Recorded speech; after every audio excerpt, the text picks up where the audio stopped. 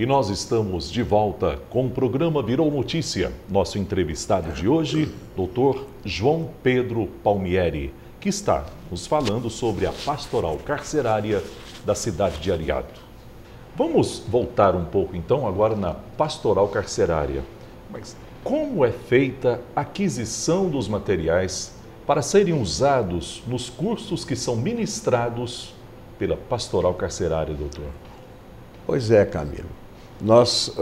A possibilidade do trabalho carcerário, ele é um pouco reduzido em razão das ferramentas que você pode usar, né? Sim. Lá fica muito difícil, pelo menos na cadeia de Areado, ao contrário de algumas penitenciárias que têm as oficinas próprias, né? Nós não temos. Então, o trabalho maior desenvolvido lá é o artesanal, é o trabalho artesanato. E eles fazem alguns trabalhos lá maravilhosos. Há pouco tempo tivemos aqui, a TV Alfenas esteve lá, o Raul gravou até os trabalhos que eles fazem, o Raul ficou até impressionado com tudo aquilo que viu, e de fato eles trabalham então com artesanato. Geralmente são peças montadas com palitos de sorvete, palitos de churrasco, e eles fazem verdadeiras obras de arte, né? Então, pássaros, casinhas, fazendas, né? Postos de gasolina, tudo isso feito com palitos e cola. Eles vão colando pecinha por pecinha, fazem vasos de papel dobrado, sabe? Perfeito. São peças muito bonitas. Inclusive, eu aproveito para dizer que esses trabalhos estão expostos lá na Casa do Artesão de Areado. Logo que chega em Areado, do lado esquerdo, ali está a Casa do Artesão, onde os trabalhos deles são expostos para que a gente possa vender. Agora você pergunta como é que chega o material. A própria pastoral cuida disso, alguns donativos, né? Nós temos a Concepa, que é uma empresa, que é uma instituição de segurança que recebe donativos do fórum, das doações que vêm do fórum, repassa alguma coisa para nós, né? Enfim, e pessoas que ajudam. Existem pessoas que acreditam no trabalho e que aí dão esses materiais para que eles ocupem a cabeça e o tempo. Porque ficar sem fazer nada dentro do presídio, o que eles aprendem, né? Aprendem, a gente costuma dizer que eles entram lá às vezes no vestibular do crime e saem formados do crime, porque não tem o que fazer. Então, dentro disso, nós consideramos esse trabalho muito bom, eles se sentem valorizados com isso, e aquilo que rende não é para a pastoral, para a família de cada um, poder minimizar o sofrimento, as dificuldades financeiras, etc. Notamos que é um trabalho atuante, mas os voluntários da pastoral carcerária desenvolvem seus trabalhos semanalmente, doutor? Pois é, eu repito que sim, toda terça-feira, né? Toda terça-feira. Toda terça-feira, no horário das 14 horas às 16 horas, eles ficam todos no interior da cadeia, ministrando a palavra de Deus, mas não é só isso não, também a orientação familiar, sim, coisas do mundo, né? E o delegado de polícia de lá, o doutor Alexander, também dá muito apoio, porque esse tipo de trabalho, se nós não tivermos o apoio do juiz corregedor do presídio, do promotor de justiça e do delegado, o trabalho fica extremamente difícil ou quase impossível. Mas lá, sim, felizmente, nós contamos com o apoio do juiz, do promotor e do delegado de polícia, que é o doutor Alexandre, que eu acabei de me referir ao nome dele, né? Então isso ajuda muito. Aí nós, toda terça-feira, estamos lá. Agora eu devo esclarecer também que a nossa co-irmã, que é a Igreja Presbiteriana, também ela atua lá, né? O missionário Ademir, toda sexta-feira está lá, também com o mesmo interesse de pregar o Evangelho. Ele é um jovem muito dinâmico, né? Canta bem, toca violão e leva para animar um pouco a vida daqueles homens, sim, encarcerados, né? Porque o presídio, geralmente, eu não diria só o de Areado, mas o sistema carcerário no Brasil, ele violenta os presos. Preso não vota, não vota, então não há interesse em investir na melhoria de presídios, não há interesse, né? De modo que a única coisa que de fato eles recebem de novo lá dentro é a presença da pastoral carcerária, é a presença da Igreja Presbiteriana Independente, né? E o nosso contato. Há presos lá que não recebem sequer visita de ninguém. Então nós é que fazemos esse trabalho também. Eles não recebem, doutor, só para me perguntar e para o telespectador entender, não recebe porque as famílias são distantes? Pois é, um dos casos que eu sei é família do Nordeste. Ele veio na busca de trabalho, sobretudo na usina Monte Alegre, que abre a oportunidade, né, para que as pessoas venham de fora para trabalhar. Depois acabam ficando, às vezes até continuam morando ali, mas não tem. A mãe mora muito longe, Entendi. muito distante. Às vezes há o desconforto dessa visita pelas circunstâncias que passam de uma revista vexatória, né? Não vem também, né? Mas a maioria recebe visita, graças a Deus. Perfeito. Na sua opinião, doutor João Pedro, tanto para quem doa seus trabalhos, quanto para quem recebe, elas se sentem gratificadas?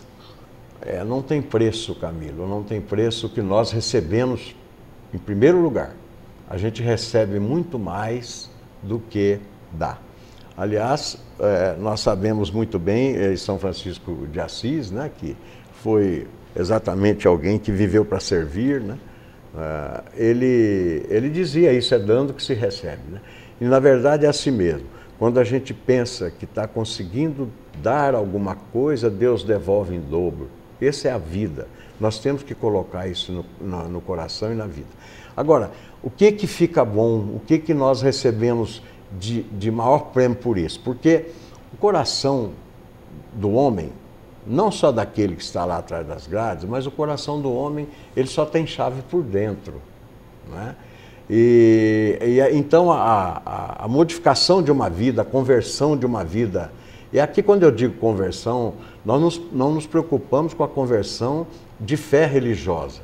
Sim. Aquele que é evangélico, que seja um bom evangélico. Aquele que é espírita, que seja um bom espírita. Aquele que é católico, que seja um bom católico, né? Mas a conversão que nós buscamos, inclusive levar a eles, é de uma vida infeliz para uma vida feliz. É isso. É isso que nós levamos a ele. E quando a gente percebe que um deles muda, né? Ainda outro dia testemunhei um se casando que passou pela experiência, mudou a sua vida, não quer mais nada com o crime, o prêmio está aí, né? A gente recebe muito mais do que dá, vendo alguém inserido na sua família, como ser prestante a si mesmo, ao seu semelhante e à sociedade civil em geral. Uma das frases da oração de São Francisco de Assis nos diz: Senhor, fazei-me o instrumento de vossa paz. Eu lhe pergunto, doutor João Pedro, se cada um de nós formos um instrumento de paz, nós teremos um mundo melhor? Não tenho dúvida alguma, Camilo. Ser instrumento de paz é principalmente você conseguir pregar essa luz, né? Essa gota de luz com a vida. Testemunhar a própria vida. Porque, na verdade, São João diz o seguinte, né? Quem diz que ama a Deus que não vê e não ama o irmão que vê é mentiroso. É uma frase até pesada de São João, né? É tão bonita que eu gostaria que o senhor repetisse de novo para o telespectador. Sim, eu estou dizendo que São João disse o seguinte: quem diz que ama a Deus que não vê e não ama o irmão que vê é mentiroso. É mentiroso. E Jesus também deixou no Evangelho um ensinamento muito grande. Não é aquele que diz assim, aquele que reza todo dia, que vai à missa, pensa que está tudo bem, né? Mas ele diz, não é aquele que diz Senhor, Senhor, que entrará no reino dos céus, mas aquele que faz a vontade do meu Pai. E qual é a vontade do Pai? Que nós nos amemos uns aos outros, né? Independentemente da situação que cada um possa viver. Às vezes fica difícil a pessoa entender como é que pode um cristão se envolver num trabalho carcerário, como nós nos envolvemos. Somos Sim. até criticados por isso, né? Mas eu já disse aqui, eu estava lá na prisão, você foi me visitar. Ele ensinou.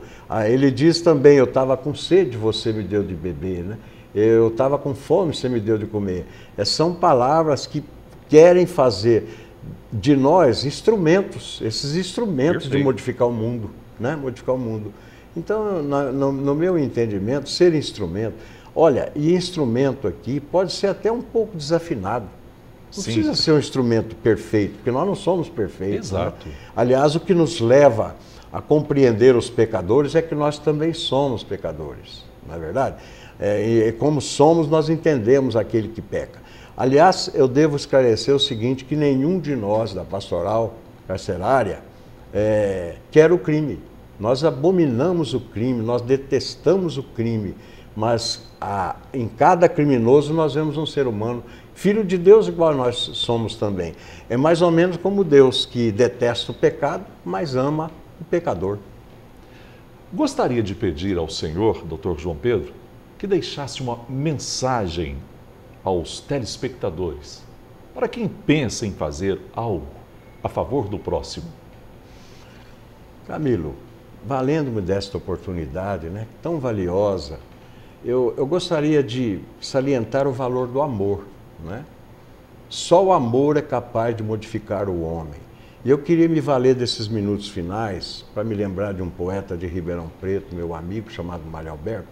Ele escreveu um poema chamado Lição, de uma profundeza extraordinária, onde ele estabelece assim o diálogo entre uma professora e um menino. Sim. Para te explicar o que é o amor. Nunca vi um conceito tão profundo de amor como esse, portanto me permito dizê-lo aqui no ar. Posso fazê-lo, Pois Camilo? não, pois não. Então ele diz assim, ó, pergunta a professora ao pequenino José, entre concreto e abstrato o amor menino, o que é? Todo faceiro pequeno que nada tem de quieto responde àquela questão. Ora, o amor é concreto. Meu Deus, aflige-se a mestra. De que adiantou explicar? Concreto é algo palpável, é o que você pode pegar. Eu sei, professor, eu sei. Foi isso que respondi. Se existe algo concreto, mais que o amor, nunca vi. Muito bonito. Hoje conversamos no programa Virou Notícia com o advogado Dr. João Pedro Palmieri sobre a pastoral carcerária da paróquia São Sebastião da cidade de Ariado. A você que esteve conosco, obrigado pela companhia.